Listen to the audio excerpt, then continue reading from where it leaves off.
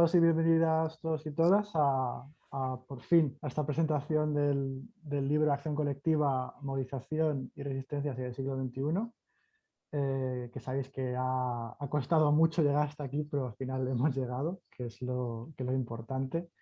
Y bueno, como ha comentado Antonio, pues si tenéis algún tipo de problema con la grabación, pues me lo comentáis por un correo electrónico al correo del comité y no os preocupéis que gestionaremos la cuestión. Por presentarme, yo soy Andy Castillo, soy uno de los 4 coeditores del libro, junto con Ariel Slipman, Antonio Benavides y Francisco Trujillo. Tenemos el honor de por fin encontrarnos en este formato digital que tiene las desventajas de lo digital, pero también las ventajas de que podamos vernos personas de lugares tan diversos, tan distintos, tanto dentro como fuera de España.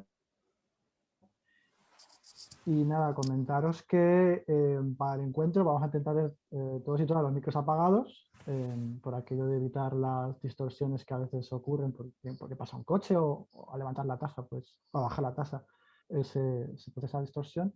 Y cuando tengamos que intervenir, pues bueno, si es posible que lo hagamos pidiendo turno por el chat. Tanto Marta como yo estaremos atentas para quienes pidáis turno y así pues podremos hablar de forma dialogante y fluida. Respecto a la estructura del encuentro, Antonio nos comentará ahora después un poco la contextualización del origen del libro, ¿no? Un poco las semillas que se plantaron y cómo fue germinando este proyecto, en el cual ha sido fundamental la colaboración de Tico.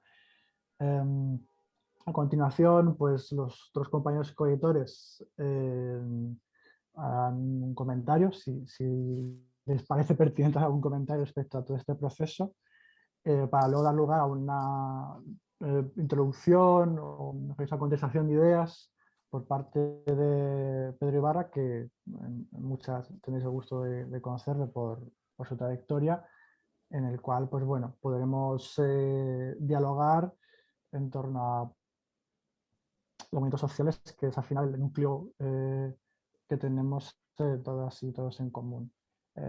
Y después de la interrupción o digamos, la reflexión que nos plantea Pedro, que van en torno a las cuestiones que atraviesan el libro, pues ya iniciaríamos lo que sería pues, el debate y el intercambio de pareceres y ideas.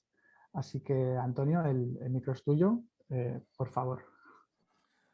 Muchas gracias, Andy. Yo intentaré ser breve, simplemente explicar, como comentaba Andy, de dónde surge la idea de este libro y luego ya os cedo la palabra porque tampoco creo que sea necesario, más allá de profundizar en las intenciones que tiene el libro.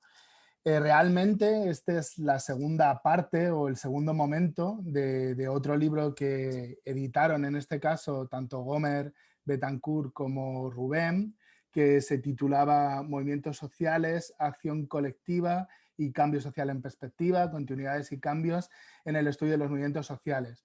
Este libro recogió distintas ponencias que se presentaron en la reunión intercongresual que se celebraba entre los Congresos Nacionales de Sociología y que en este caso también promovió el comité y que se celebró en la UNED y en el CIS.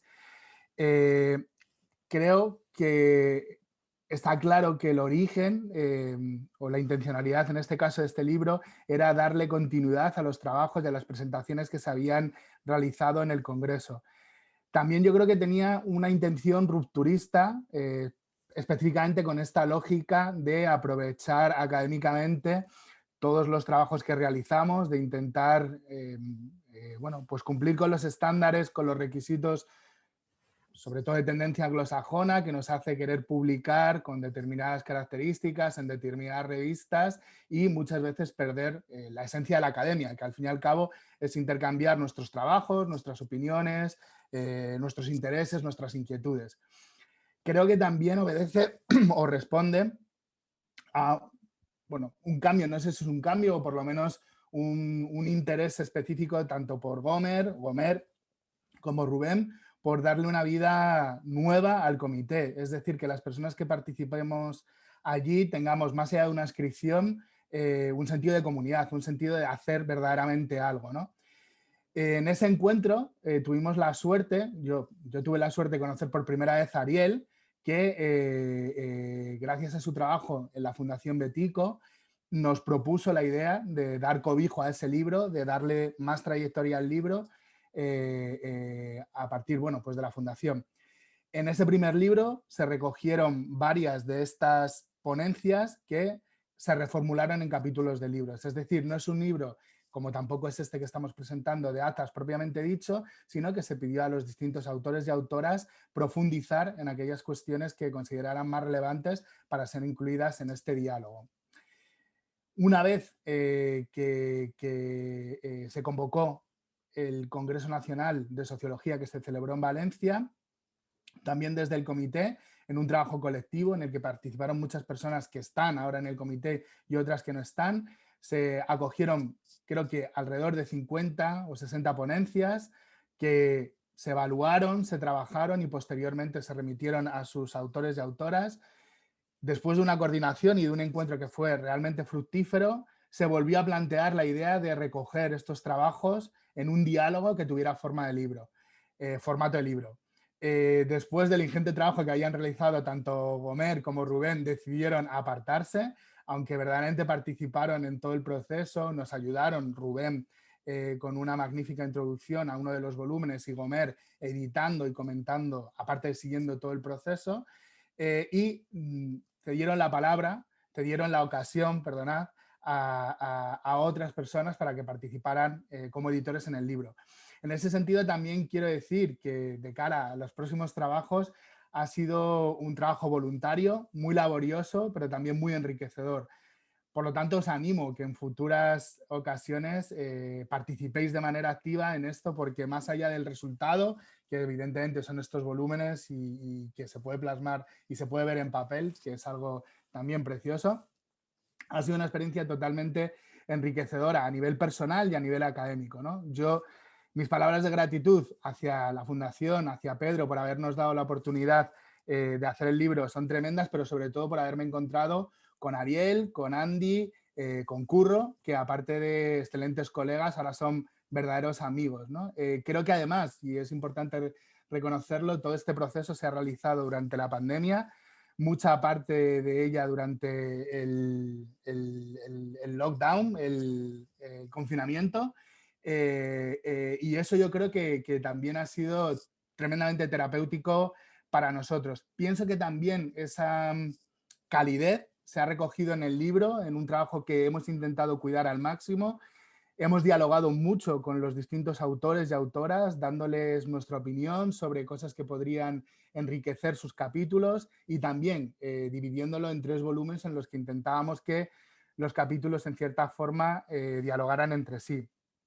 Igualmente, me gustaría darle las gracias, bueno, de nuevo a Rubén y a Gomer por haber impulsado el proyecto, a Gomer por haber ocupado ahora de nuevo la presidencia con todo el trabajo que implica y la responsabilidad que implica, y a todas las personas que han colaborado como autores, como autoras, pero también realizando los prólogos y las introducciones.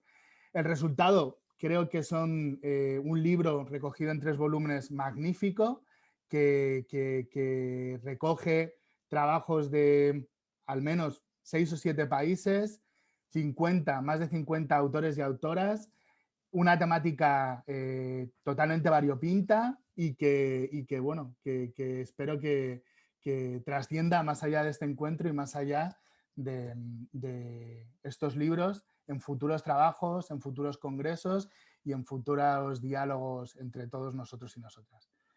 Pues nada más, de nuevo muchas gracias a todos los que habéis participado y a todas las que habéis participado en él y que lo habéis hecho posible. Bueno, Ariel o Curro, ¿queréis añadir algo a lo que ha comentado Antonio? Y gracias, Antonio, por ponerle contexto a este hijo de 3 cabezas. ¿Curro? Sí, yo solo quería comentar Bueno, nada más que sumarme a las palabras de Antonio, con las que estoy absolutamente de acuerdo, porque creo que ha sido un éxito en todos los sentidos, tanto en el proceso en sí mismo como los resultados de los diferentes capítulos, bueno, que sabemos perfectamente que han llevado mucho trabajo y demás, y que al final el resultado ha sido muy bueno, y creo que han salido trabajos de excelente calidad, pero también agradecer a Bético por brindar la oportunidad de indagar en los movimientos sociales como se han hecho en estos libros, y también poner en valor el trabajo del comité, que creo que es un éxito, ¿no? Y que se ha visto en los últimos tiempos que ha sido un comité que se ha mantenido activo durante todo este tiempo, tanto con los seminarios como con todos estos trabajos de los que forma parte este libro, y que sin duda es un resultado interesante. Y nada, simplemente menciona eso. Bueno, buenas tardes a todo el mundo y también buenos días, que vi que está Rubén por ahí y quizá alguna otra persona más que esté conectada desde lejos. Yo también voy a intentar ser muy breve. En primer lugar porque sí, en segundo lugar porque Andy nos hizo esto a traición, que es que nos puso a hablar después de Antonio, que es muy difícil, así que siempre queda poco que decir después de escucharlo a Antonio. Pero bueno, además por otro motivo, que es que en este caso concreto, en la edición de esta trilogía, mi rol fue más bien técnico, así que creo que tiene sentido dar la cara y no esconderme por si hay errores técnicos que alguien quiera recriminarme, pero más allá de eso, creo que tiene sentido dejar más tiempo y más atención a quienes tuvieron quizá un rol más vinculado al contenido de estos libros y a reflexiones más de fondo sobre los movimientos sociales, como la que va a hacer después Pedro. En todo caso, sí me gustaría sumarme muy especialmente a lo que dijo Antonio respecto de este equipo de coeditores, y dar un enorme agradecimiento a Antonio, Andy y a Curro por el inmenso placer que fue trabajar juntos, por todo lo que aprendimos y demás.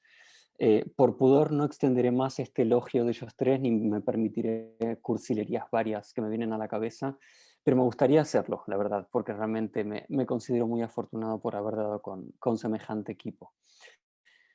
Por otro lado, me gustaría destacar la fluidez con que se articuló la colaboración entre la FES y la Fundación Betico, y también el excelente resultado que dio, ¿no? Ahí están los libros, muchos de ustedes ya los tienen en papel y ven de qué se trata. Y aunque el proceso haya tomado su tiempo, lo cierto es que desde mi punto de vista tomó muy poco tiempo. En algún momento, mientras estábamos todavía en las fases finales de edición, que se hicieron un poco largas, les comentaba a Curro, Antonio y Andy que con la Fundación Betico hemos editado ya unos cuantos libros con editoriales más o menos grandes, y cada libro suele tomar en torno a 6, 8, quizá 9 meses. Y estamos hablando de editoriales que tienen a gente profesional y especializada para cada parte del proceso, que tienen muchos procedimientos ya automatizados, etcétera, y que además cobran por el trabajo. Y créanme, yo siempre reviso las galeradas y se les suelen escapar muchísimas erratas, inconsistencias de formato y demás. No es por meterme con ninguna editorial en particular, les tenemos mucho cariño a todas, pero no suele ser tan obsesiva la revisión. Y en nuestro caso, sin ninguno de todos esos recursos, sacamos 3 libros en un año, y también lo podemos llamar un libro, pero no deja de ser el trabajo de 3. Y además creo que hemos batido el récord de menos erratas en un libro jamás publicado. Realmente el nivel de obsesividad en la revisión de las pruebas fue directamente psiquiátrico, pero bueno, ahí está el resultado. Digo esto como elogio de Andy, Antonio y Curro, y también un poco como encomio de esa complementariedad entre la FES y la Fundación Betico, ¿no? Cada parte tenía algo que aportar. Creo que la complementariedad funcionó a la perfección y creo que el resultado lo muestra.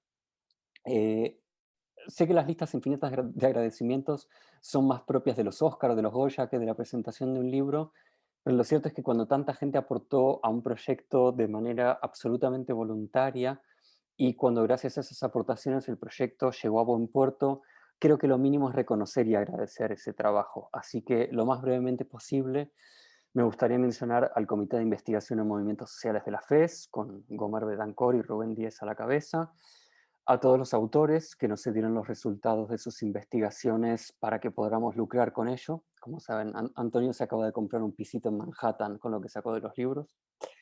No, en serio, muchas gracias a los autores que nos dieron el contenido, el alma de estos libros. Gracias a Nacho Fernández Trujillo, artista gaditano, que no solo nos hizo las cubiertas, sino que además nos tuvo infinita paciencia a los editores. También agradezco, por supuesto, a todos los participantes de esta presentación por estar con nosotros, y particularmente a Pedro Ibarra, que no solo es nuestro invitado especial, sino que además, por lo que sé, está con nosotros después de haber dado una larguísima clase esta mañana, así que valoramos muchísimo tu esfuerzo, Pedro. Y también te sugerimos que renuncies al estatus de jubilado, porque francamente, para estar todo el día trabajando no te hace falta, y de paso le mejoras un poquito las estadísticas de población activa al INE. Por último, si me permiten a un nivel más personal, me gustaría agradecer a la Fundación Betico, para la que trabajo, la posibilidad de haberme o habernos embarcado en otro proyecto más, y lleva muchísimos, otro proyecto estimulante, interesante, lleno de desafíos y aprendizajes. Realmente es un privilegio. Dicho esto, les agradezco a todos que me hayan escuchado estos minutos, y les dejo paso a los que tienen cosas interesantes que decir. Gracias, Ariel. Bueno, yo no poco más voy a añadir que dar las gracias a, bueno, como dice Gomer, también a las compas no mencionadas del comité, que son Marta, María, Alex y el propio Gomer, que Gomer siempre al final se mete en todos estos proyectos. Y nada, pues una vez más dar las gracias a los autores y autoras del libro por no solo su contribución, su generosa contribución a este proyecto, sino por su infinita paciencia, ¿no? Porque, como decía Antonio, esto ha sido gestado en medio de una pandemia, y además se nos juntó con el particular servicio de correos que tiene España a veces, que funciona de aquella manera tan divertida, y además coincidiendo con la borrasca Filomena, ¿no? Entonces, esto, digamos, fue cogiendo emoción a medida que iban saliendo los ejemplares de la imprenta. Nada, no quiero coger más tiempo, porque yo creo que esto tiene que ser lo más fluido posible, y que al final tiene que ser un encuentro lo más colectivo y dinámico lo posible. Y nada, quería pues ya ceder la palabra a Pedro Ibarra, que muchos de vosotros le conoceréis porque es una eminencia en sí. Pero nada, como una breve presentación de él, pues como ya ha comentado Ariel, hemos estado jubilado.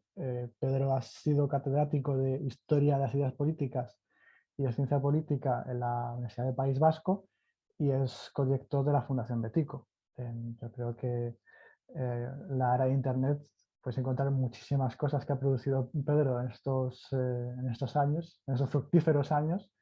Y nada, Pedro, la palabra es tuya para compartir pues un poco la reflexión general, ¿no? que te planteábamos en relación al libro, ¿no? Que es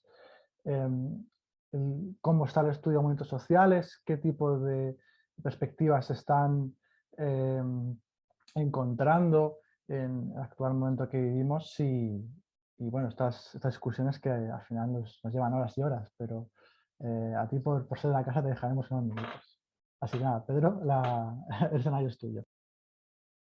A ver, claro, hacer una presentación general sobre este tema, fijaros lo amplio que es. Entonces había pensado, a partir de un trabajo que hice hace poco, y que ahora probablemente lo vamos a... lo vamos a publicar, no está publicado, es el prólogo del libro, pues hacer una reflexión general, ¿no? Una reflexión general sobre en qué medida estamos en un escenario de transformaciones profundas o no sobre respecto a los movimientos sociales. Es una reflexión muy especulativa, reconozco, que puede dar pie para grandes debates y grandes rechazos a lo que voy a decir probablemente. Es esta reflexión hecha pues teniendo en cuenta por las variantes clásicas de la reflexión sobre movimientos, pues el contexto dominante, el grado de tensión social existente, nuevos recursos disponibles, el tema de los marcos, evidentemente, el sistema de estructura de oportunidad política, etcétera, cómo con estas dimensiones, etcétera, aplicarlo, tenerlo en cuenta en una especial coyuntura y ver si de esa combinación aparecen respuestas expresiones que indican a lo mejor la posibilidad de una nueva ola, me parece un poco exagerado, pero ya entenderos, nueva reorientación posible de algunos movimientos. El nuevo escenario básicamente la pandemia, lo cual supone que, claro, yo escribí este prólogo y no hago referencia en el prólogo efectivamente a los trabajos vuestros, porque los trabajos vuestros son de antes, por decirlo así, ¿no? También en mi caso tengo que decir que es un prólogo un poco adelantado. ¿Por qué?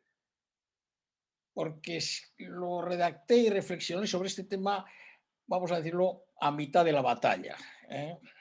Si hubiese escrito esto con la actual situación de la pandemia, creo que hubiese sido algo distinto. Bueno, también hablaré de eso un poco al final, ¿no? Es decir, cómo hay que acercarse con mucha prudencia a la hora de hacer propuestas de cambio, ¿no? Con este criterio, con este enfoque, apuntaba algunas ideas, vamos a ver.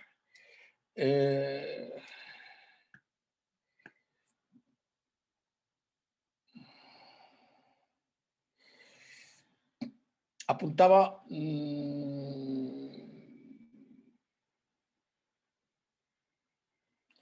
la primera idea que surgía era en qué medida, la primera idea que apuntaba es decir, en qué medida, es decir,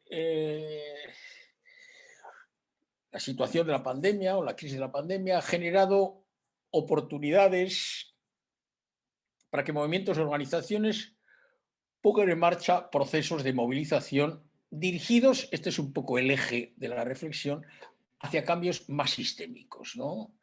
Con exigencia de otras estructuras económicas, políticas sociales, etcétera, que vayan hacia una vida más, formas de vida más solidaria, más comunitaria, más cercana a la igualdad. Esto es un poco el referente estratégico, ¿no?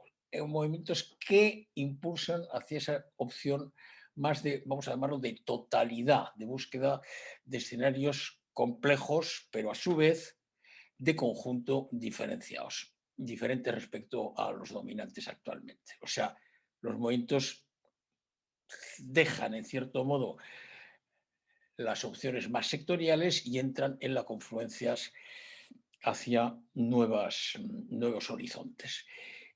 Para ello, apuntaba, pensando que de alguna forma podía estarse apuntándose esta tendencia, pues apuntaba la aparición en el proceso.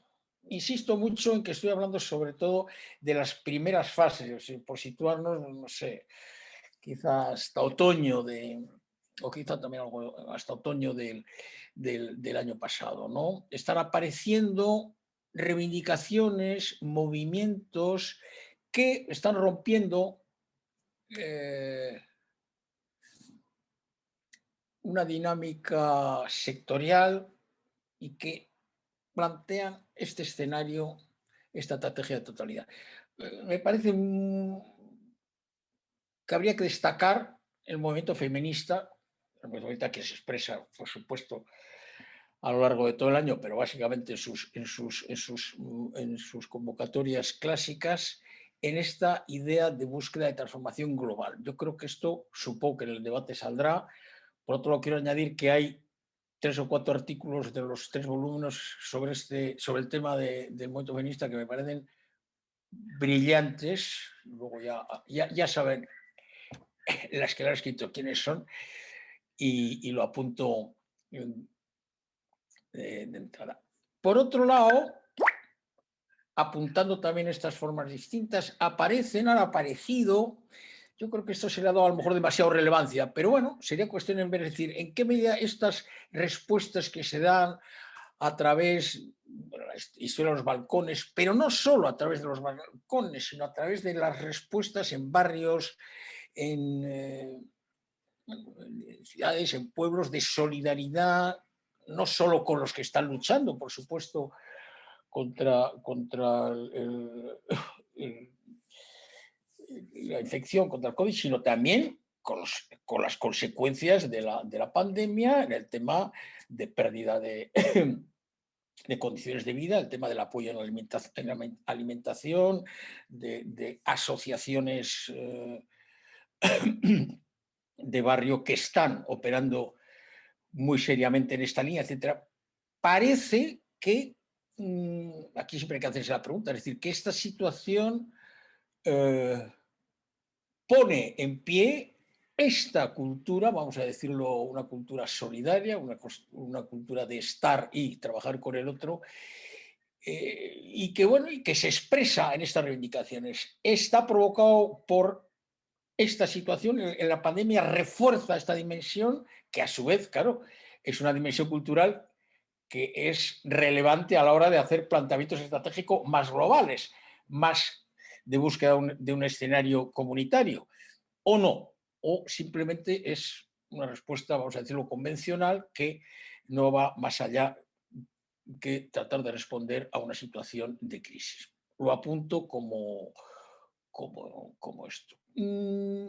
Entrando en una emisión más de cambios de marcos culturales,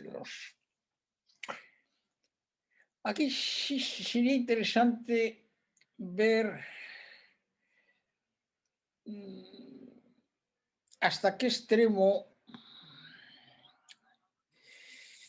y especialmente en, vamos a decirlo, en los sectores sociales situados fuera del sistema, por entendernos. Ahora no vamos a entrar en este debate, pero por entendernos fuera del sistema, es decir, aquellos que de alguna forma ya han asumido consciente e inconscientemente que no tiene sentido luchar por entrar en el sistema, sino que se trata de buscar unas formas de vida fuera del mismo, ¿no? Hablo, por supuesto, de amplios sectores de mujeres, precarios, parados, disidentes, migrantes, juveniles, etc.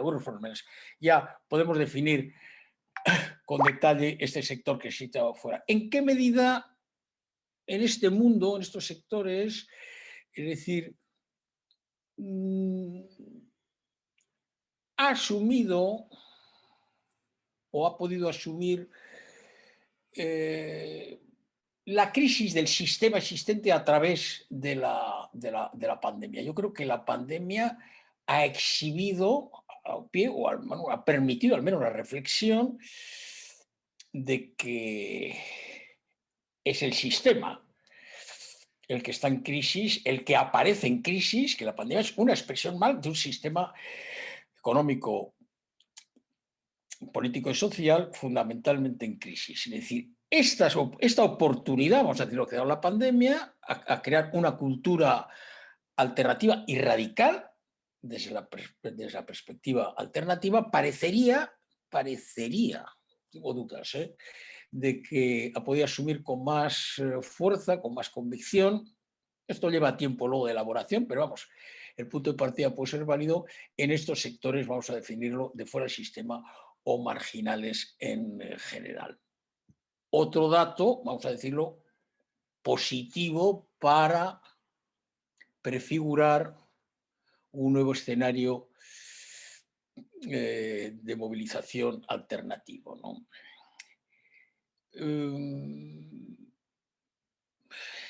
Aquí tenía yo apuntado, pero tengo algunas dudas. No sé, esto es un poco más retórico. Es verdad, si uno, sobre todo en la primera época, en los primeros tiempos, ha habido en muchos sectores sociales que a lo mejor tampoco tenían una opción política o social, vamos a decirlo, radical o alternativa, pero esa sensación de decir, ¿qué es lo que está ocurriendo? ¿Qué sentido tiene todo esto que está ocurriendo? Es decir, esto no nos obliga, no obligaría a todos nosotros, a cualquiera, podemos decir, a plantearse la necesidad de un cambio, unas nuevas formas de relación, una nueva forma de entender el mundo, de organizar la vida social, etc. Yo creo que son preguntas las que se han estado dando y que la pandemia ha generado, vuelvo a decir, esta oportunidad. Hay sectores, a lo mejor, vamos a decirlo, menos proclives por su situación social a tomar, a lo mejor, opciones más radicales, pero al menos ha planteado estas dudas, ¿no? Yo apuntaba, ahora leo lo que escribía, no estoy seguro que ahora sería manteniendo esta afirmación.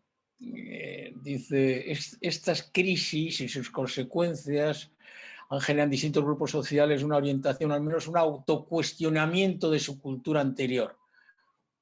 Lleva una distinta actitud frente al otro, frente a los otros, más solidaria, más compartida, más establecida desde y hacia lo común. Y todo eso puede dar pie a impulsar o a apoyar o aún a participar movimientos sociales más alternativos, más distintos. Bien,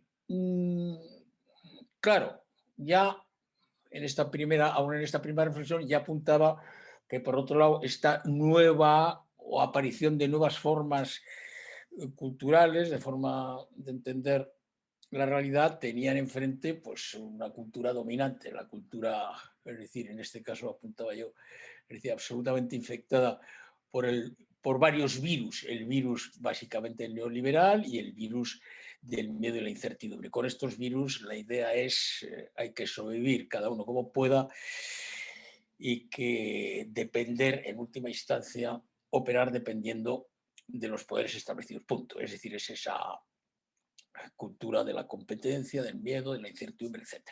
Bien, esa es la cultura dominante hasta que estas nuevas culturas parece que podrían erosionar esta otra cultura. Lo planteo como posibilidad. A partir de esto, me planteaba también, lo planteaba en aquel momento también, que estos nuevos cambios, estas nuevas situaciones, cambios o reajustes culturales, podían producir, de hecho producían respuestas ya, apuntaban algunas respuestas, o podían apuntar algunas respuestas colectivas, movimentistas, de corte más alternativo, más antisistémico en el sentido global de la concepción, ¿no? Apuntaba como un antecedente, evidentemente, es decir, hasta que se podían repetir momentos movimentistas, definiéndolo así como con el concepto de acontecimiento tipo 15M, donde lo que se pone es en cuestión todo, es decir, donde lo que se sitúa es una respuesta precisamente por los que el sistema tiene establecido que no deben responder. Bueno, ya se entiende el concepto de acontecimiento, de momento de ruptura. ¿Hasta qué momento podían surgir momentos así, rupturas así, movimientos, que es dudoso la palabra momento para esto, así? El caso de Gilets jaunes, de los chalecos amarillos franceses, podía ser también uno de ellos. Bueno, apuntaba como otra posibilidad. Es verdad, y nuevamente habría que hacer el otro lado, que de alguna forma las respuestas dominantes que se daban cuando de alguna forma reflexionaba sobre esto y que cada vez se van dando más, las respuestas dominantes no van a ser de carácter, no están siendo ni parece que van a ser de carácter global, por decirlo así, alternativo o sistémico, de búsqueda de otro sistema, ¿no? La respuesta básicamente va a ser la respuesta de recuperación, es decir, sobre todo básicamente desde sectores laborales se trata de recuperar las condiciones de vida y de trabajo establecidas a este momento. No hay un ir más allá, parecería. En ese sentido, yo también apuntaba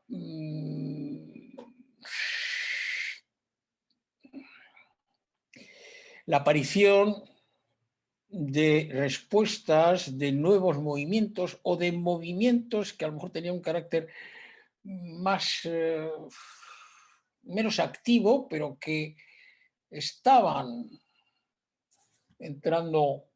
Algún caso ha habido en el País Vasco, ya podríamos comentarlo sobre eso, movimientos un poco más de reflexión, espacios de debate, etcétera, pero que han entrado en una dinámica de ir construyendo un nuevo ideario y movilizarse en parte a a partir de ese diario, dirigido hacia la construcción de lo común, en el sentido más amplio del término, no solo de lo común en un escenario futuro, sino ir construyendo lo común ya desde ahora y en ese momento contraponer unas formas de vida, unos sistemas de vida ya comprometernos a los dominantes. Bueno, también apuntaba estas maneras. Aquí nuevamente nos planteábamos que, yo creo que ahora de forma todavía más clara, que las respuestas frente a estos movimientos o momentos de movimientos o nuevos, novísimos movimientos que lanzan a partir de estas transformaciones culturales o a partir de otras razones también, estas avances, estas aventuras, vamos a llamar hacia nuevas estrategias de movilización con objetivos más globales, pues la tendencia dominante parece ser la búsqueda, la lucha, la movilización en favor de la recuperación.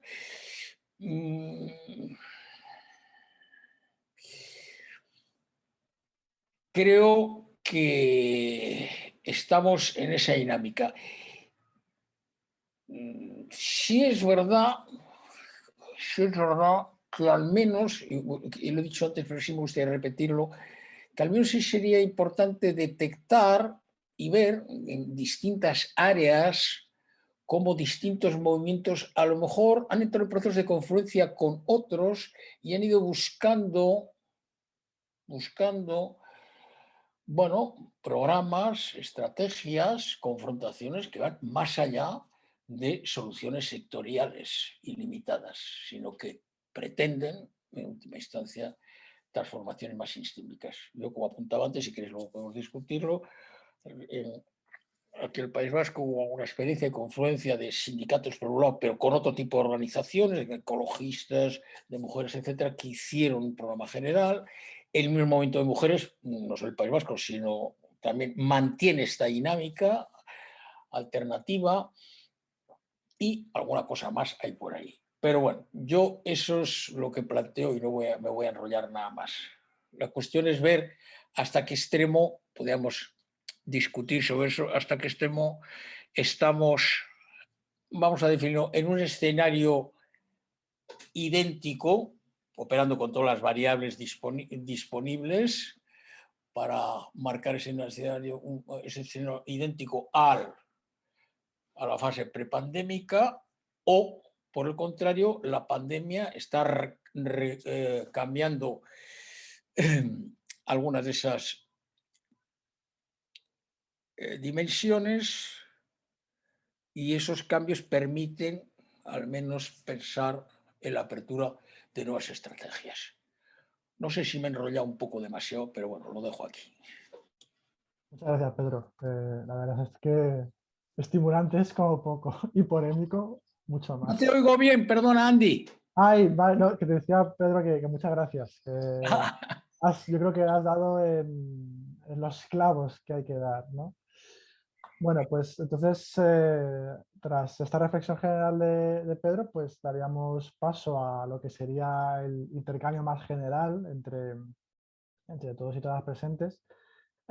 Recuerdo que la medida posible pues tengamos el micro apagado, por favor, Sí. por el tema de las interferencias que pueda haber, y si podéis, si os manejáis lo suficiente bien con el chat, que pidáis el turno para por ahí, porque no siempre se ve bien el cuadro de las cámaras, y entonces pues bueno, no sé si alguien quiere animarse a enganchar con algo que comentaba Pedro o sugerir algún otro tipo de reflexión a raíz de, pues bueno, del libro o en general del estudio de movimientos sociales, porque al final estás aquí para compartir diversas miradas. Andy, una cosa concreta, que es que decir que mucha gente aquí que saludo con mucho gusto, que hacía tiempo que no la veía. Está el Gomer por ahí, que no sé si se ha ido, está Gomer, está... Ah, mira, María también está, María Martínez, sí. que tenemos, últimamente trabajamos mucho con María, hacemos cosas con otra. Y está no sé si se ha ido, ¿no? ¿Quién está? ¿Raúl no está por aquí? A ver. Estaba hace un rato. Rubén estaba por aquí, ¿no? ¿O se ha ido? Sí, Rubén estaba. ¿Eh? Rubén, ahora te veo. Hola, pues Rubén. Bueno, hay más gente que conozco. Pues eso, saludar a los viejos amigos. A Ariel no le voy a saludar porque hablo con él todos los días, o sea que bueno. Perdona, perdona. Nada, pero... Faltaría plus. Bueno, si nadie se anima a tirarse al ruedo, yo tengo algunas preguntas que compartir. Yo, lo que comentabas, Pedro, relaciona a que ha cambiado tu visión, ¿no? de unos meses a esta parte respecto a cómo está cambiando, ¿no? el panorama de movilización. Yo me encontraba una lectura muy interesante por parte de Franco Berardi, que, como bien sabrás, no es experto en sociales, sino que es un autor muy diverso, ¿no? De hecho es filósofo, ¿no? según se suele definir, el cual él venía a expresar cómo la pandemia, ¿no? ha funcionado como un catalizador de procesos que ya estaban transcurriendo y que en cierta medida esos procesos se han acelerado.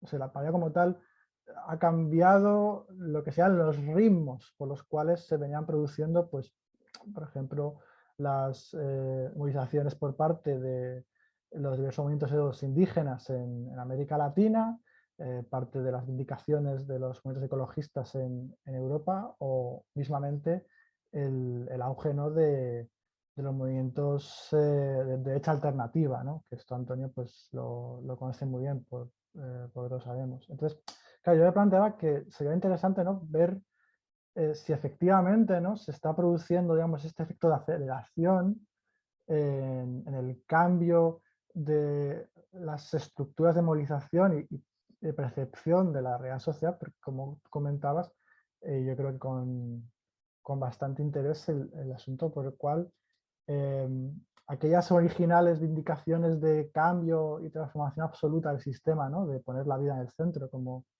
se dice desde el movimiento feminista, al final se están reconduciendo pues, efectivamente a recuperar una cierta normalidad en el sentido de una estabilidad laboral, en el planteamiento biográfico, etcétera, etcétera.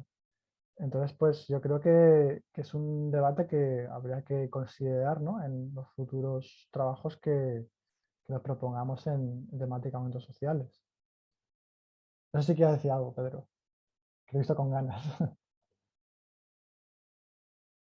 No, quiero decir que yo no se trata de que conteste, vamos, quiero decir que, joder, fíjate tú, se trata que seguro que hay cosas mucho más cercanas a la realidad que las mías, que a veces me voy un poquito, o sea que entre vosotros, yo creo que lo que has planteado tú está, pero bueno, no sé, vamos a darle vueltas entre todos, no. ¿Quién se anima por ahí? Yo, sí, pero bueno, hola, sigue tú si quieres. Hola, Pedro. No, sigue.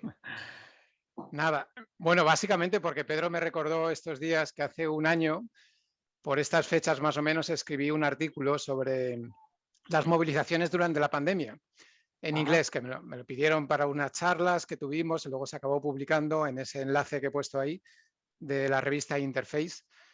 Y claro, han pasado muchas cosas. Desde abril del año pasado hasta ahora, pues... Bueno, Pedro me ha pedido que lo vuelva a reescribir todo. Bueno, decía que lo tradujera, pero yo creo que lo tengo que reescribir todo. Pero no. Aprovecho para decir que traducir también, ¿eh? También. Bueno, en todo caso, yo quería un poco, lo he vuelto a leer otra vez para ver dónde había metido la pata desde entonces. Y me quedo un poco con las últimas ideas que planteaba en ese texto, ¿no? Y también me gustaría un poco contrastarla con vosotros y vosotras hoy aquí. Dale. Una era que los movimientos sociales, cuando son movimientos y no son pequeñas luchas muy aisladas que están desconectadas de todo, cuando son movimientos suelen tener efectos muy a largo plazo, es decir, que no se ven inmediatamente. Y una de las hipótesis que yo planteaba en ese trabajo es que en los primeros meses de la pandemia se aprovechan, o sea, surgen muchas iniciativas que enseguida enlazan con cosas que venían trabajándose desde hacía 10 años prácticamente, ¿no? Como la marea blanca, digamos, la defensa de la sanidad pública. No hubiera sido posible esa movilización, incluso con voluntariado y con, bueno, todos estos fenómenos que han ocurrido, los aplausos, etcétera, si no hubiera habido una marea blanca en el 2011, incluso un poco antes, contra la privatización, ¿no? Entonces, eso siempre, a veces cuando analizamos los movimientos sociales tendemos a tener una visión muy a corto plazo, ¿no? Queremos ver resultados inmediatamente. Y yo creo que es bueno intentar ver resultados, no quedarse en esa visión tradicional de que ya el hecho de la participación en sí misma es un buen resultado. Eso tiene, evidentemente, ventajas, pero no es suficiente, ¿no? Entonces, a mí me parece que esta crisis nos ha iluminado un poco sobre esto, sobre las consecuencias a largo plazo. Y también las nuevas movilizaciones que han surgido durante la pandemia, yo creo que van a tener consecuencias a largo plazo. Es decir, que tenemos que hacer un seguimiento de cómo están desarrollándose los bancos de alimentos, por ejemplo, que habían surgido durante el 15M. Pero la verdad es que la crisis de alimentos, no tengo datos, pero me parece que casi ha sido peor durante la pandemia, debido al confinamiento y al desempleo. Bueno, no sé, han pasado muchas cosas que casi a mí me parecen un poco desde la distancia. Yo también estoy en Suecia, como Ariel, que aquí no se ha vivido de la misma manera, pero yo sigo constantemente lo que pasa en España. Y me parece que ese tipo de nuevo movimiento de solidaridad, de barrio, de ayuda mutua, etcétera, esto va a tener consecuencias a largo plazo y no sé muy bien hacia dónde, pero a mí me parece que esto es muy interesante, la cuestión de las consecuencias a corto y largo plazo. Pero por otra parte, a mí me parece también que es interesante que tengamos una visión, Pedro decía sistémica, pero yo voy a decir estructural, porque no tengo claro que estemos tampoco ante movimientos tipo el movimiento antiglobalización, que lo quieren cambiar todo de golpe y que unen un montón de luchas a la vez, ¿no?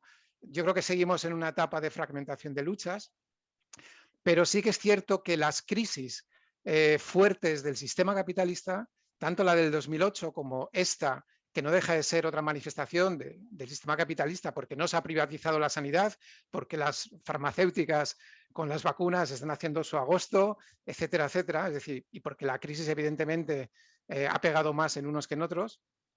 Bueno, estas crisis del sistema capitalista siempre indican una especie de terremoto que genera movilizaciones de reacción. No todas son reacción, evidentemente, porque antes he dicho que muchas movilizaciones lo que hacen es recoger luchas anteriores y algunas de ellas eran prefigurativas, algunas de ellas eran más utópicas, eran más antisistémicas, pero no todas. Si hay fragmentación es muy difícil decir que hay un movimiento antisistémico. Nada, simplemente decía que las crisis yo creo que debemos volver a tener una visión estructural también de los movimientos en función de aspectos del contexto que desatan muchísimos movimientos a la vez. No todos son iguales, no hay reacciones mecánicas que digan una crisis da lugar a un tipo de movimientos, ¿no? Hay muchos tipos de movimientos, pero todos ellos vienen un poco al mogollón, desatados por la crisis. Y yo creo que estamos otra vez, igual que como pasó en el 2008, acercándonos a un punto pico de confluencia de movimientos o de emergencia simultánea de muchos movimientos. Bueno, solo son dos puntos que me gustaría apuntar por si tenéis visiones distintas o parecidas que comentar. Vale, primero estaba Tomás Alberich. Sí, puedo hablar ya, ¿no?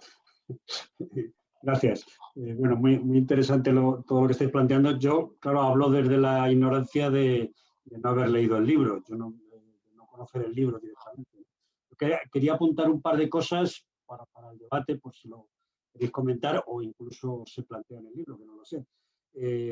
Es, por un lado, el tema del movimiento de pensionistas y jubilados, que yo creo que tuvo bastante fuerza y que todavía tiene. Lo que pasa es que es un movimiento muy concreto que con el cambio de gobierno y con la pandemia pues se ha ralentizado mucho, ¿no?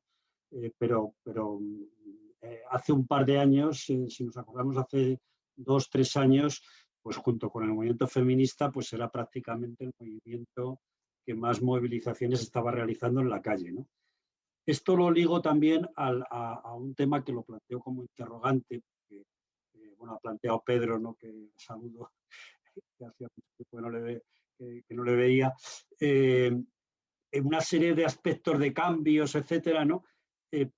Pero yo creo que también hay que ver que la pandemia cuando empieza, hace un año, lo que produce, al menos durante una serie de meses, y yo creo que todavía estamos en esa ola de ralentización de los movimientos sociales. Es decir, lo que produce la pandemia al principio de una forma más clara es que los movimientos sociales más acostumbrados a la movilización, pues la marea verde, por ejemplo, la marea blanca es diferente porque, efectivamente, como se acaba de decir, que me ha parecido muy interesante, pues la marea blanca conecta con lo de los aplausos, etcétera, ¿no? Pero en general la mayoría de los movimientos sociales, pues claro, no saben qué hacer, claro, no puedes salir a la calle, no puedes protestar, no puedes hacer acciones colectivas, todo se tiene que reconvertir en algo telemático, como la reunión que estamos teniendo, y claro, eso por un lado descoloca y por otro lado yo creo que influye primero en una paralización, pero luego en una ralentización. Es decir, yo creo que todavía estamos un poco, es decir, yo pondría en duda, o por lo menos me parece un poco contradictorio el tema de que la pandemia ha servido para acelerar procesos, pero también para retrasar procesos. Es decir, que la pandemia claramente, y con esto termino, acelera, por ejemplo, todos los procesos de reuniones y de incluso de acción colectiva telemática. Es decir, que eso lo acelera la pandemia de una forma brutal, lo mismo que el teletrabajo, etcétera, ¿no? Es decir, obliga a procesos que ya existían a acelerarlos muchísimo, pero a nivel de movimientos sociales, de movimientos reivindicativos, de movimientos que estaban acostumbrados a acciones en la calle, etcétera, pues también lo retrasa, lo paraliza, y todavía creo que en algunos estamos un poco todavía pues adaptándonos o queriéndonos adaptar, como por ejemplo asociaciones culturales que pues, acostumbradas a hacer tertulias, etcétera, colectivos informales que estaban acostumbrados a hacer actividades pues viéndose, ¿no? Los miembros y actuando de una forma más informal, pues todavía eso está un poco en el aire, ¿no? Está tratando de acomodarse a la nueva situación. No sé cómo lo veis. Gracias. María, esto es total. Hola, buenas tardes a todas. Nada, pues seguir un poquito la conversación que abría Pedro y le seguía Miguel y ahora Tomás.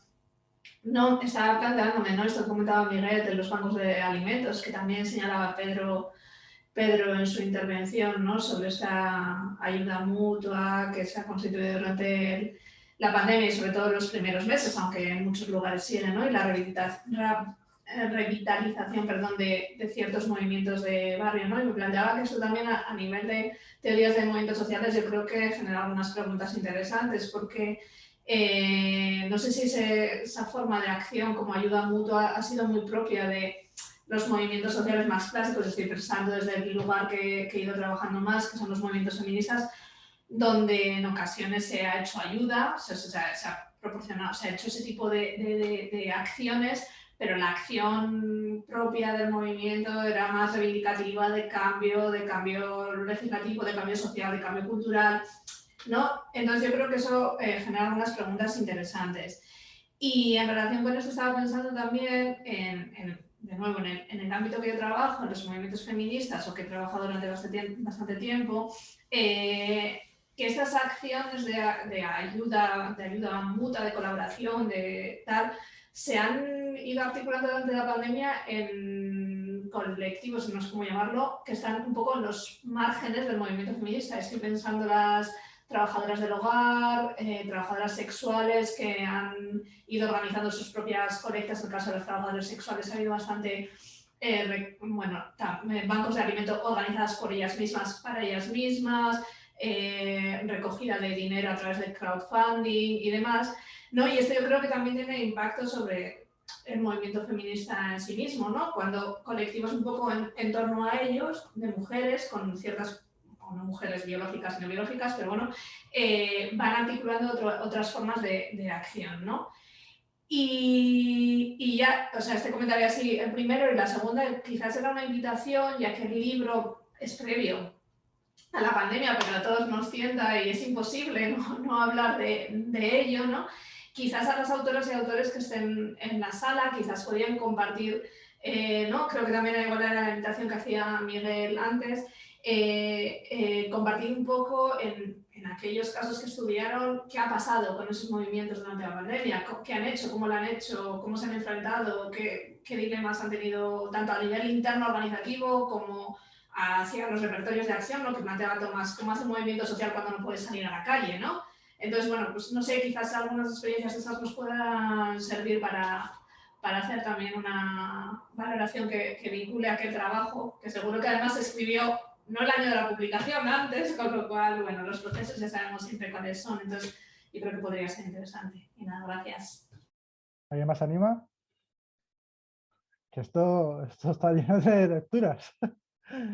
De hecho, en relación a lo que has comentado, María, poder darle un poquito más de alimento al debate. Vale, justo te iba a mencionar, Carmen. Carmen, ¿quieres...? Que Maika quiere decir algo, ¿eh? Sí, ¿No? no sé yo, Carmen, ¿quieres...? No, Carmen, Maika Torralbo, ¿quieres comentar algo? ¿O me dejas solo en el chat? Hola. Si quiere entrar alguien antes, tampoco tengo ningún problema. Si no, yo os quería comentar algunas cosillas. Desde una visión, bueno, yo no soy especialista en movimientos sociales, ni trabajo en la academia. Soy socióloga y trabajo en el Rastro de Madrid, pero coordino todo lo que es tema de comercio ambulante. De hecho, mi artículo en el libro que hemos presentado y tal va un poco sobre las cuestiones que hemos hecho contra directivas y contra políticas neoliberales. Y os quería comentar que nosotros durante todo este tiempo, bueno, yo he escrito un artículo que se publicará un poco más adelante y he hecho una ponencia en el mes de octubre sobre el tema del impacto de la pandemia desde un punto de vista bastante microsocial, y después desde ahí hago una proyección más macrosocial, ¿no? Decir a Pedro que me encantó tu introducción, porque realmente hay muy poca gente que yo creo que esté escribiendo sobre esto, sobre todo al principio, ¿no? En los movimientos, porque como que no se sabe muy bien esto de la pandemia, qué efecto iba a tener o qué efecto va a tener socialmente. Yo no sé quién ha dicho antes que lo veo un poco también desde el punto de vista de que las cosas se están ralentizando, en algunas paralizando, en otras ralentizando.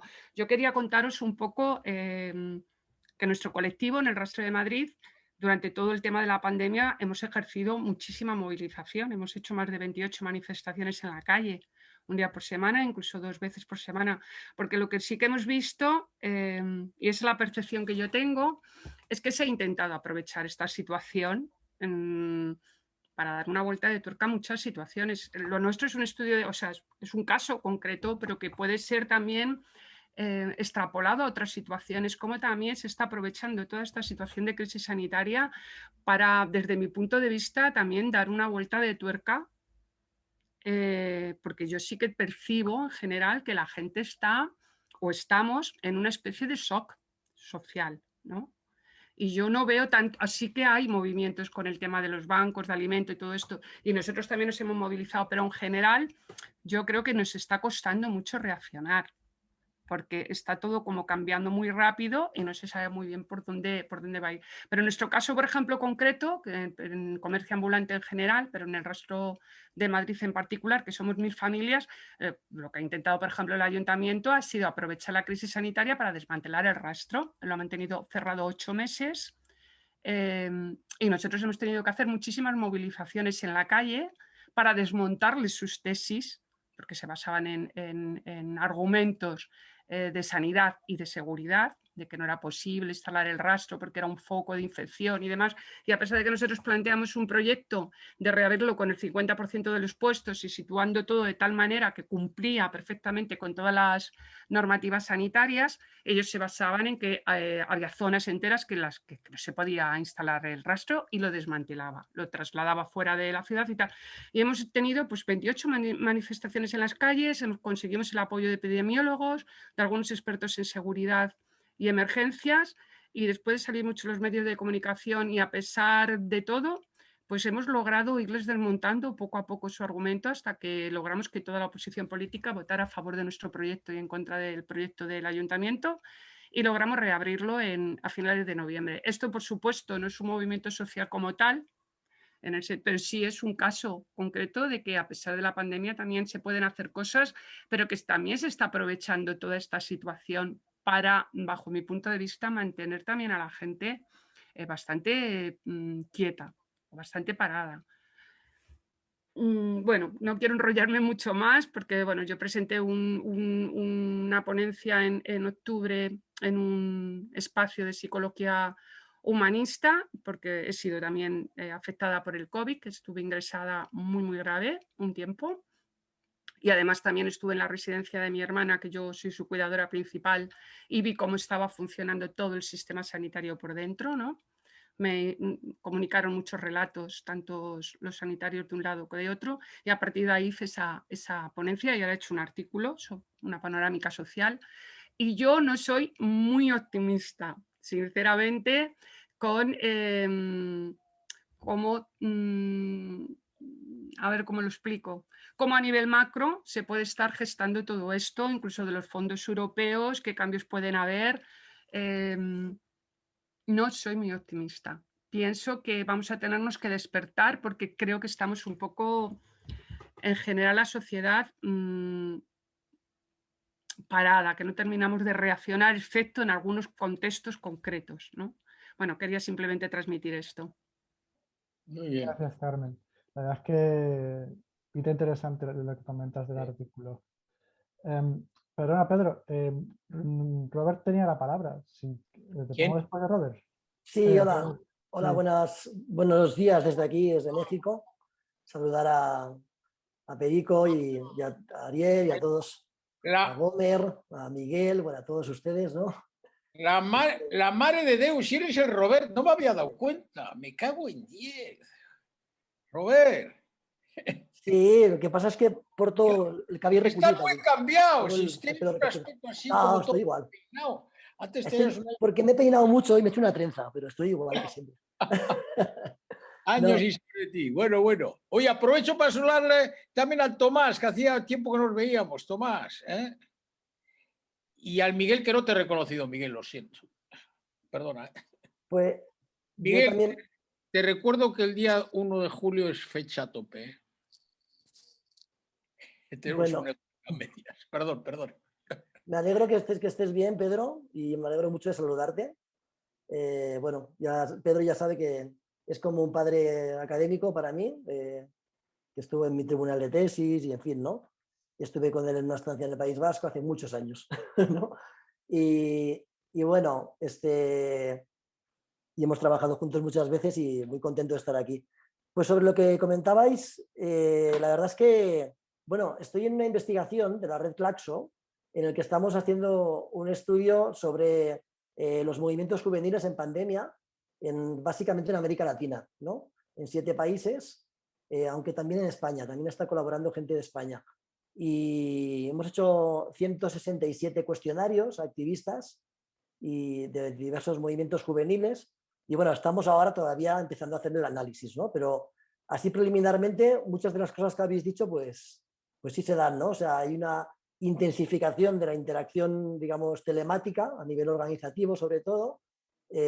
Suben mucho las acciones virtuales y los foros, encuentros, etcétera, lo cual también crea una brecha digital, ¿no? Sobre todo en estos países latinoamericanos, porque hay muchísima gente que no tiene acceso a Internet y también generacional, también la gente más mayor, ¿no?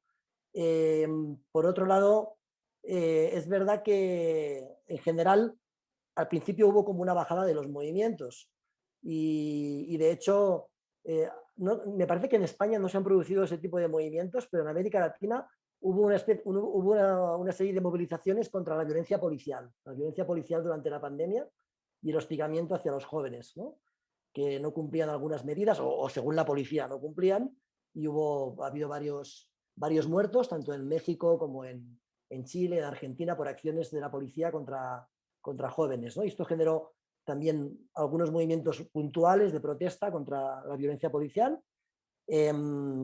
Luego ha habido movimientos que, aunque sí en un primer momento les impactó mucho la crisis del COVID, rápidamente se recuperaron, pero cambiaron el formato a lo mejor de las acciones y, por ejemplo, el movimiento feminista o el movimiento indígena, también algunas expresiones de movimiento estudiantil han hecho acciones fuertes. Por ejemplo, aquí en México ya llevan 6 o 7 meses que el movimiento feminista tiene tomada la sede de derechos humanos en la Ciudad de México, y el movimiento indígena tiene tomada la sede del Instituto Nacional de los Pueblos Indígenas.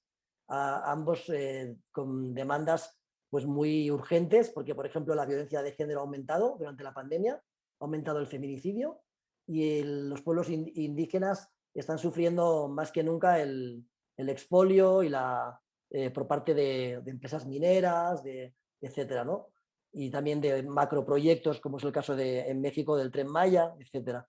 Entonces han recuperado el pulso, pero digamos que no hay tantas marchas en la calle multitudinarias, sino que hay acciones más como tomas de edificios. Luego también veíamos que también había habido esta novedad, aquí en América Latina fue una novedad, de las marchas con auto, digamos, ¿no? Las caravanas de autos, también como nueva forma de protesta.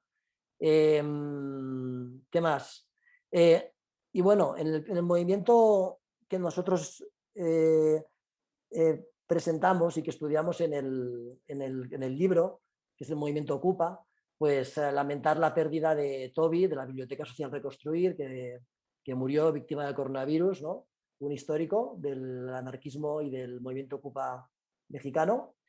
Y bueno, pues claro, es que la pandemia está siendo muy, muy grave, ¿no? En países como Brasil, como México, que desgraciadamente estamos arriba del todo en el número de víctimas. Aquí cifras oficiales hablan de 215.000, pero probablemente sean más. Y bueno, y al mismo tiempo también quería poner sobre la mesa, bueno, no se ha hablado todavía, ¿no? De los movimientos que existen, pero no han hecho marchas tan grandes, digamos movimientos negacionistas, por ejemplo, que están en contra de la definición aceptada por todos del virus y de la pandemia, o en contra de los cierres, etcétera. Bueno, eso sería otro tipo de movimiento. ¿Cómo puede ser que la derecha penetre en estos movimientos? Eso también sería un tema interesante a debatir. Y bueno, y otros movimientos más, pues un poco como lo que explicaba ahora la compañera Maika, sí que se han producido esto ya no en el ámbito de los jóvenes, sino ya en general contra las medidas de cierre de restaurantes, etcétera. Ha habido movilizaciones de los restauranteros, digamos, de la gente que tiene puestos en la calle, etcétera. Y bueno, también han salido a la calle, se han movilizado. Y en el caso de México, que es el que conozco más, han llegado a acuerdos con los gobiernos locales y en algunos casos se ha conseguido reabrir en ciertas condiciones, etcétera, ¿no? Entonces, bueno, en general de acuerdo con las reflexiones que hacen, ¿no? Hubo una ralentización de los movimientos, mayores posibilidades a nivel del uso de nuevas tecnologías, que eso también tiene, digamos, la parte mala de la brecha digital, y bueno, recuperación de algunos movimientos que ya estaban muy fuertes, como el feminismo y el movimiento indígena, ¿no? Y bueno, no sé, a lo mejor podríamos hacer alguna cosa respecto a esto, ¿no? Alguna publicación sobre los movimientos durante la pandemia, ya que llevamos ya un año, ¿no? Esperemos que no se alargue tanto más, ¿no? Bueno, gracias, Robert, perdona. Es que justo he visto que ha escrito Pablo Ortega, que dice que tiene problemas con su micro. No sé si lo habéis visto, pero lo leo para por si alguien no ha visto su mensaje. Dice, bueno, aparte de problemas con el micro, agradezco mucho a todos los que han invertido esfuerzos en la publicación del libro. Me parece interesante el punto respecto a los impactos y alcances a largo plazo de los movimientos sociales. El capítulo que escribí es acerca de una mirada a la trayectoria de diseminación del movimiento Yo Soy 132 en México. En este caso, de él emanaron muchas organizaciones sociales que cogieron agendas del Yo Soy 132. Actualmente han continuado su lucha desde la necesidad de transparentar información oficial a la pandemia, especialmente en el uso de recursos, así como la necesidad de espacios mediáticos independientes y defensa de derechos de información. Desde un acercamiento a estos casos, ellos han continuado la movilización e incluso han tenido mucho impulso a partir de coaliciones con otras organizaciones con agendas en común. Aunque es cierto, el repertorio se ha desplazado a otras formas de manifestarse, como los scratches y campañas informativas por plataformas digitales. Pues muchas gracias, Paula. Yo creo que está muy en línea, ¿no?, de las cosas que ha comentado Robert, pero también Pedro y Tomás.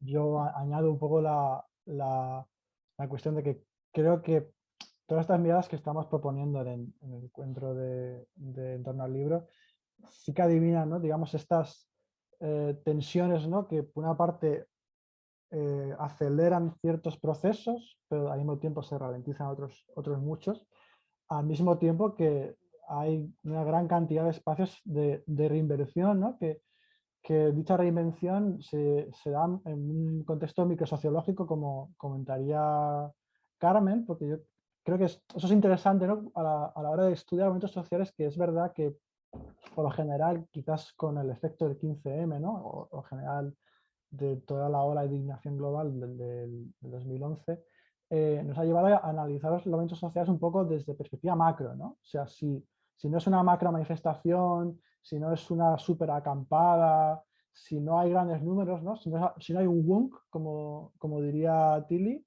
parece que que no merece tanto espacio analítico. Y yo creo que lo interesante que se está planteando en esta presentación, ¿no?, que disculpad si como moderador estoy cogiendo demasiado turno de palabra, es eso, ¿no?, de cómo lo micro está empezando a cobrar cierta importancia, ¿no? Quizás en este momento como de coyuntura, no se sabe muy bien, ¿no?, como ha dicho Pedro, pero me está pareciendo muy interesante, ¿no?, porque en términos de movilización de marcos, ¿no?, de marcos cognitivos y de lo que sea los frames, ¿no?, que esto Rubén lo trabaja mucho, no solo estas micromovilizaciones son interesantes para el propio estudio de las mismas, sino cómo impactan, ¿no?, en otros sectores y colectivos sociales. Y yo creo que el caso de lo que creo que había que renombrar, pero lo que se llama movimiento negacionista es interesante, ¿no?, como un colectivo numéricamente muy pequeño, ¿no?, o que parece que es muy pequeño en términos de presencialidad callejera, activa, ¿no?, discursos o impugnaciones a lecturas sistémicas que, sin embargo, ponen en consideración que hay un malestar, ¿no?, hay malestar que está atravesando a diversas colectividades en el contexto de pandemia, y que evidentemente no es igual en el norte o en el sur global. Bueno, disculpad que he cogido aquí carrerilla y me he puesto aquí a hacer un ovillo tremendo. ¿Además quiere comentar algo? Bueno, hola, buenas tardes a todos y a todas. Dale, dale.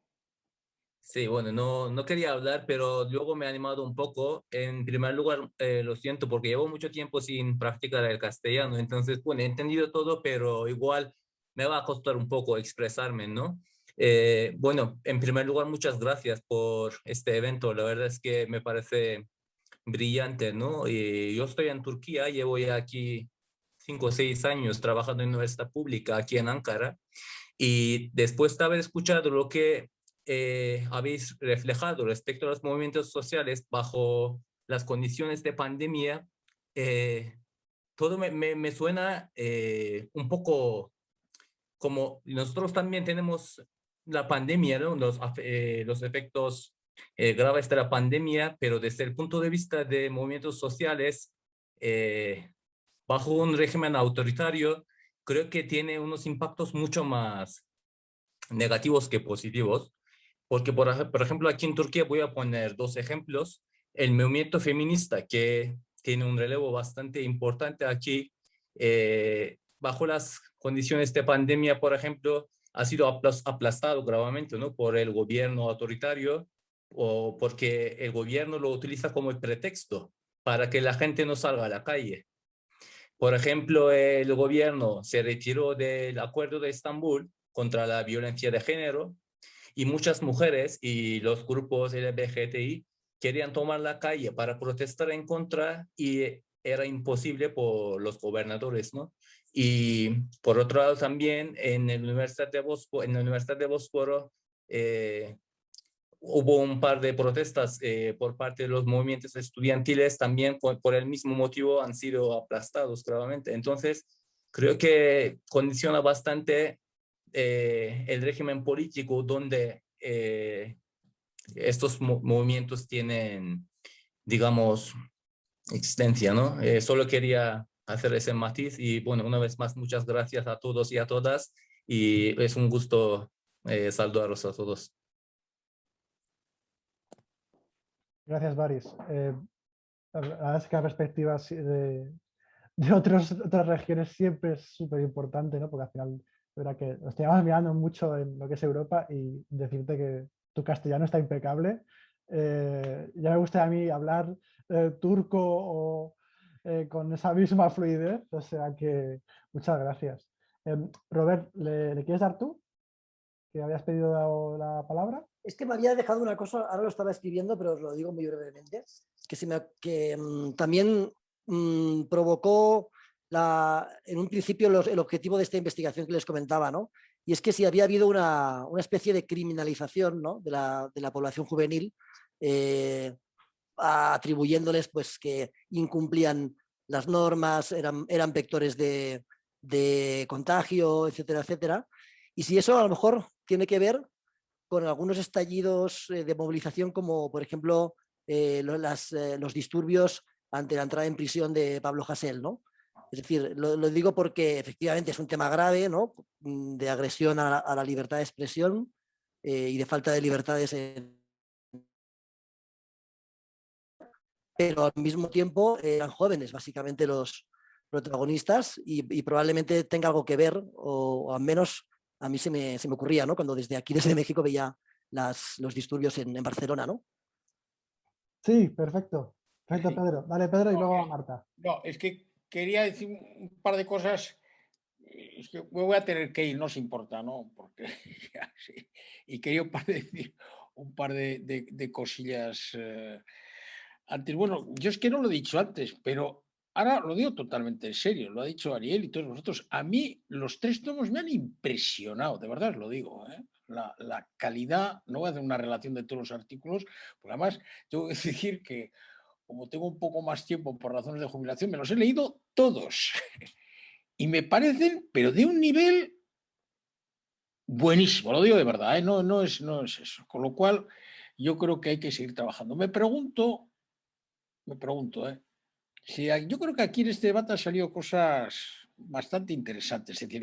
Es decir, reflexionar sobre la pregunta, es decir, situaciones como esta están provocando cambios relevantes en los procesos o no, o están produciendo cambios a favor de una mayor movilización, o como decía Baris, pues desgraciadamente están produciendo cambios hacia un retraimiento de la movilización por razones represivas, etcétera, y tal. O no, o realmente los cambios se están produciendo, como también apuntaba Miguel, enlazan con cambios que ya existían antes. Es decir, que esto hay que ver qué es lo que está suponiendo la pandemia de novedad o no es el desarrollo de cosas anteriores. Bueno, yo propongo, Ariel ahora me va a echar una bronca horrorosa porque dice que soy insensato, a lo mejor podemos montar unas jornadas y un congreso debatiendo con este esquema, es decir, ¿estamos ante una nueva ola? No, ¿por qué tal? Bueno, ya hablaremos de eso más adelante. Ok, ha sido un placer. Robert, gusto volver a verte, cago en 10. Venga, aún. Gracias, Pedro. Muchas gracias, Pedro. Muchas gracias, Pedro.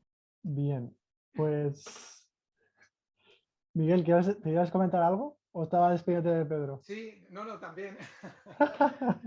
Espera, sí, también.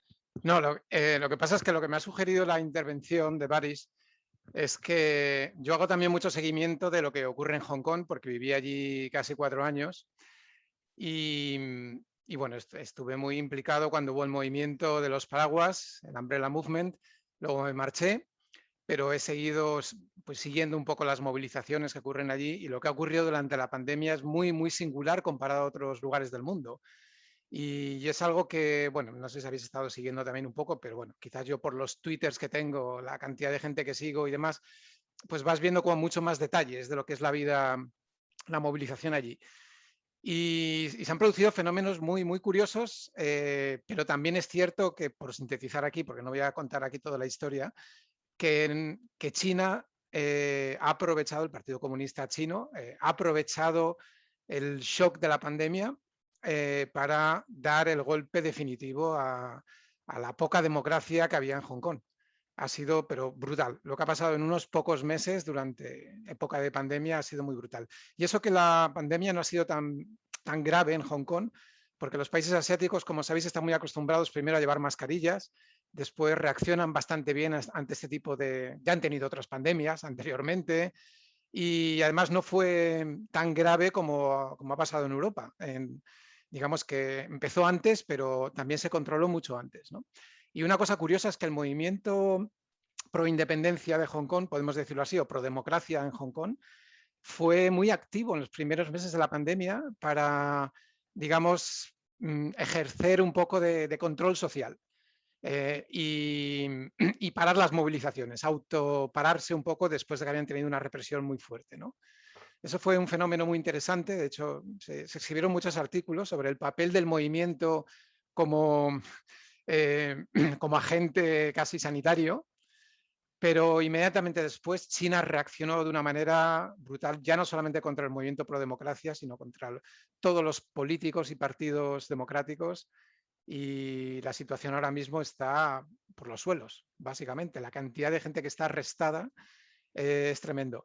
Y esto también ha hecho que haya habido un contexto internacional que no haya sido propicio para el movimiento de Hong Kong, y que después de que hubo una declaración creo que fue el Senado estadounidense con un apoyo a la democracia en Hong Kong después de varios meses, ahí se paró todo. A partir de ese momento, el movimiento Hong Kong ha tenido un aislamiento internacional enorme, y yo creo que en gran medida ha estado condicionado por la situación de crisis pandémica en el resto del mundo. Y esto también yo creo que nos ayuda tanto a verlo de América Latina, en el resto de Europa. Creo que nos ayuda a tener una perspectiva un poco más amplia, ¿no? Yo antes decía, sí, las crisis sistémicas como la pandemia o como la crisis financiera reactivan muchos movimientos, muchas movilizaciones, pero hay excepciones. Y el caso de Hong Kong que yo sigo, por ejemplo, es una excepción, porque ha habido más doctrina del shock, digamos, y más represión que movilización después de la pandemia. No al principio, pero sí en una etapa distinta de la pandemia, puesto que la crisis, esta crisis tiene distintas etapas también, ¿no? Bueno, simplemente un apunte ahí para pensar en cosas. Supongo que todos y todas estamos haciendo investigaciones, y simplemente quería introducir una perspectiva comparada para que a veces salgamos un poco de nuestras casillas familiares, ¿no? Gracias, Miguel. Desde luego, totalmente de acuerdo. Gomer, y después de Gomer iría Tomás otra vez. Gracias. Pues nada, solo comentar que protocolariamente como comité quería darle las gracias a todo el mundo. Se ha conectado bastante gente, especialmente a la gente de América Latina que esté conectada. La verdad que creo que una de las cosas buenas del comité es intentar mantener líneas de diálogo a ambos lados del océano, y eso está muy bien, porque muchas veces en Europa tendemos a siempre enfocar y a analizar nuestros trabajos desde esa perspectiva eurocéntrica. Entonces tener líneas de diálogo siempre viene muy bien. Sobre lo que se ha dicho, he apuntado algunas cosillas que sí me gustaría comentar. Bueno, protocolariamente también agradecer a la Fundación Betico. No está Perico, pero está Ariel, que la colaboración, que siempre han colaborado mucho con el comité, y se le agradece mucho, la verdad. Tenemos una línea de colaboración fructífera, y también a Antonio por esa presentación tan poética que hizo. Y bueno, algunas cosillas que se han tratado. O sea, yo creo que el tema de las repercusiones e impactos del COVID con respecto a la movilización, prefiero hablar muchas veces de movilización que de movimientos sociales, porque el negacionismo dudo mucho que sea un movimiento organizado. Tendríamos que ver, ¿no?, esas cosas del swarming, del enjambre y todas esas cosas. El COVID sí que está significando un gran evento, un gran hito, fenómeno que implica una nueva crisis, y que por lo menos en el Estado español está movilizando amplias capas de la sociedad, está cambiando toda la sociedad. Yo hacía mucho tiempo que no veía cómo los empresarios y la patronal se movilizaba tanto, la verdad. En ese sentido, una de las líneas que, al menos en España, poco trabajadas, como hemos visto en varios seminarios, es como estos movimientos que se denominan como desagradables o movimientos contra movimientos o movimientos conservadores que no se terminan de estudiar. Pocas personas que han estudiado esto, pues está Susana Aguilar, que también contribuyó al libro, está ahí Antonio, pero yo creo que es una línea bastante fructífera con respecto a esto, y sobre todo otra línea fructífera es abordar el propio sesgo en el estudio, digamos, científico o académico de los movimientos sociales, cómo solo estudiar los movimientos que tradicionalmente nos interesan, ¿no? Los movimientos que pueden ser progresistas, etc. Después también me venía a la cabeza como la importancia del concepto meluchiano de las redes sumergidas, ¿no? Hablando de estas redes de apoyo mutuo que ahora están muy visibles, al menos en lo que veo yo a nivel barrial, muchas en el barrio donde vivo, en Vallecas, vienen un poco de la crisis que ya existía antes, todas las redes de apoyo mutuo a nivel vecinal y barrial, a veces en más o menos contacto con el movimiento vecinal, vienen reactivadas ahí, o sea que esa idea también es muy importante. Y nada, en ese sentido creo que es muy importante rescatar la importancia como esa idea del legado de esas redes de movilización, cómo se repliegan y son visibles en momentos álgidos de conflicto. Y nada más, quería dejarlo ahí, ya se nos está yendo el tiempo, que agradecer a todo el mundo que se ha conectado y la idea esta que proponía Perico de volver a hacer otra cosa, a mí me parece bien, pero es verdad que en el comité estamos un poco saturados de tantas actividades, seminarios, y si alguien retoma o coge un poco el protagonismo, estaríamos encantados, la verdad. Siempre colaborando con ellos. Y lo dejo aquí. Tomás, te toca. Sí, perdona. Gracias, muy breve porque ya llevo bastante tiempo. Yo quería insistir en un tema que ha planteado Maika sobre cuando ha hablado de lo del rastro y la situación en Madrid. Bueno, en la Comunidad de Madrid, yo lo que conozco del municipio de la capital y de municipios, bueno, yo vivo en Villalba, ¿no? A 40 kilómetros de Madrid, pero de otros municipios que conozco de la zona, etcétera, es cómo se ha aprovechado por parte de los gobiernos municipales para reducir la participación ciudadana en todos los ámbitos, ¿no? Es decir, por poner un ejemplo para ir a lo concreto, en los plenos municipales, que siempre han sido, claro, presenciales, pues al final de los plenos los vecinos podían hablar, podían pedir la palabra. Según cada ayuntamiento, pues algunos lo tienen reglamentado que tienen que pedirlo por escrito previamente, otros directamente, pues al finalizar el pleno, el alcalde pues da la palabra a los vecinos que estén presentes. Todo eso se ha eliminado con la pandemia en muchos sitios. Se ha aprovechado para hacer los plenos de los ayuntamientos virtuales y directamente, sin razón, claro, pues se ha eliminado el turno de preguntas por parte de los vecinos al final del pleno, ¿no? Cuando se podría habilitar algún sistema para que también pudieran participar, como de hecho hay en algunos sitios, pero yo en los que conozco la mayoría se ha eliminado, ¿no?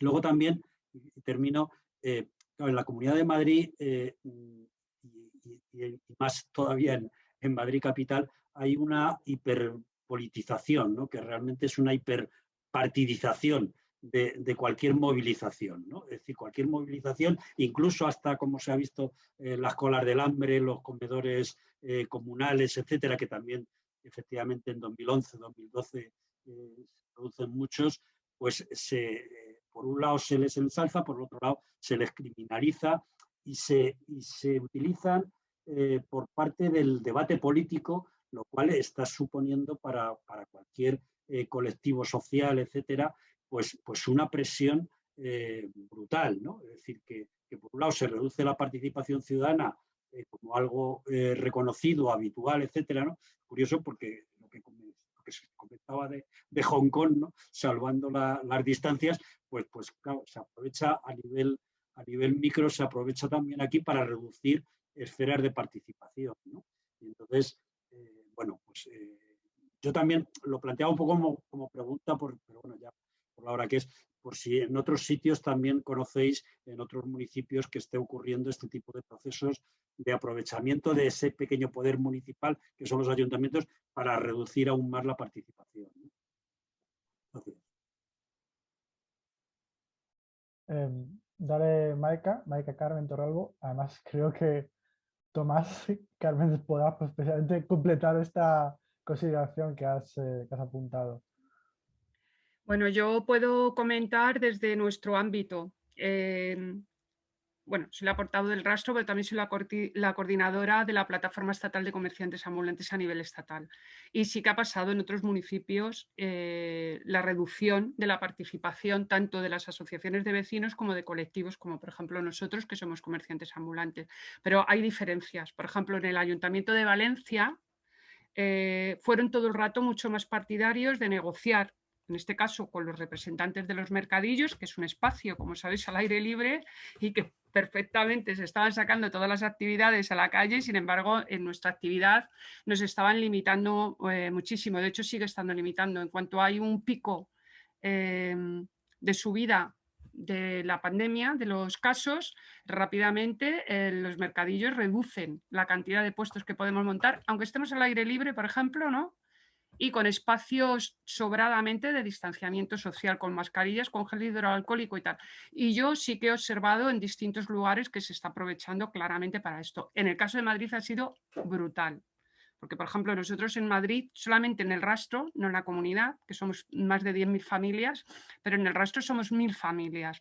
Y toda la relación ha tenido que ser telemática hasta que ya llevábamos 6 meses de movilizaciones y exigíamos continuamente una reunión presencial, porque además utilizaban las relaciones telemáticas para no dejarte prácticamente hablar, meter a toda la gente que les daba la gana a favor del ayuntamiento.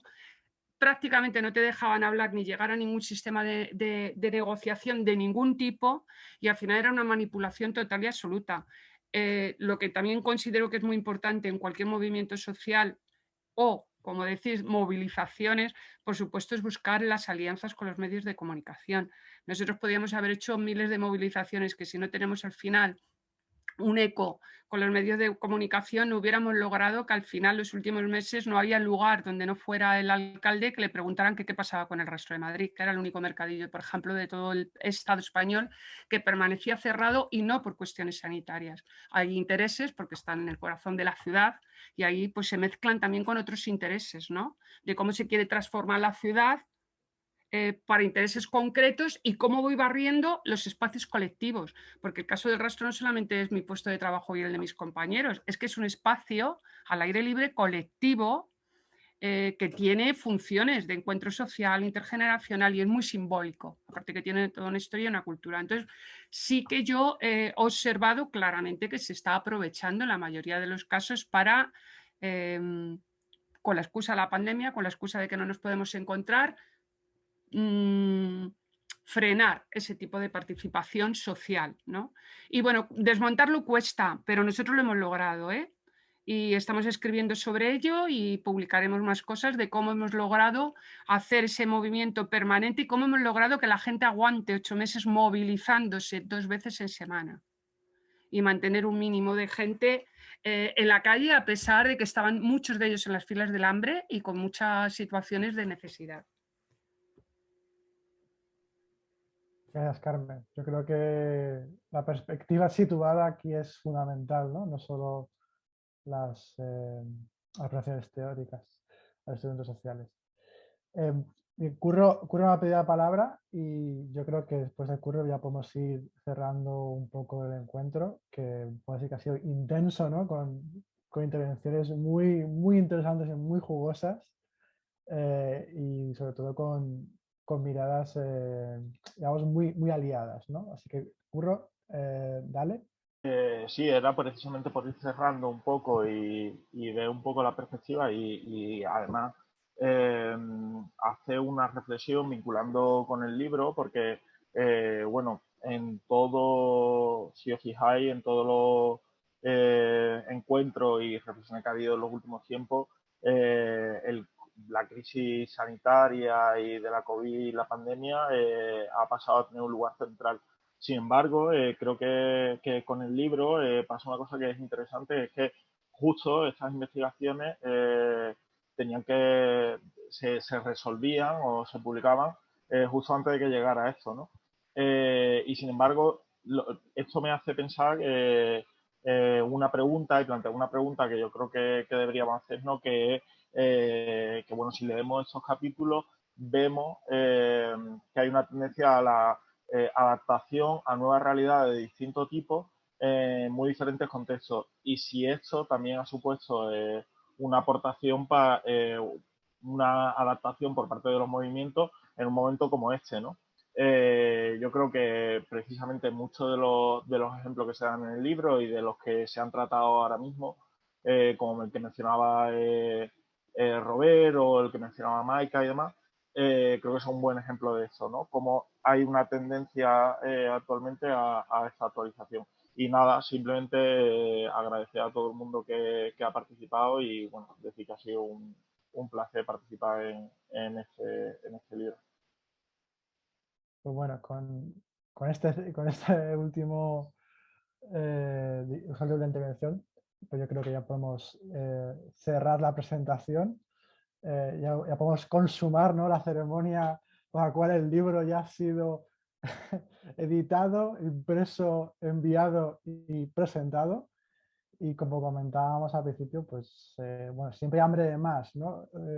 Quizás Curro, Antonio, Ariel y yo ya estamos un poco empachados, ¿no?, del proceso, pero bueno, como seguirá habiendo encuentros en torno a todo el comité, pues siempre saldrán nuevas ideas y nuevas propuestas, por lo cual, pues bueno, seguiremos en contacto, ¿no?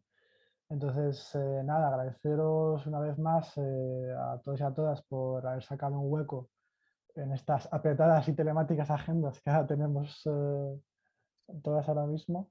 Y bueno, ha sido un gusto tremendo, la verdad, compartir esta experiencia. Yo, como comentaba, siempre tengo hambre de más, pero también me contengo, ¿no? A ver qué procesos se van desenvolviendo en estos tiempos tan convulsos que vivimos. Y nada, agradecer una vez más, más en público primeramente a Antonio por la invitación original a formar parte del proyecto, ¿no? Que digamos, él fue un poco el elemento conductor a unirme a esta causa. Y luego, por supuesto, a Ariel y a Curro por la tremenda cercanía y compañerismo a la hora de trabajar esta cuestión, que la verdad es que nos dimos un buen tute. Entonces, pues nada, chicos y chicas, nos vamos viendo y nada, Antonio, cuando quieras ya le das a detener la grabación y la subiremos a la web del comité.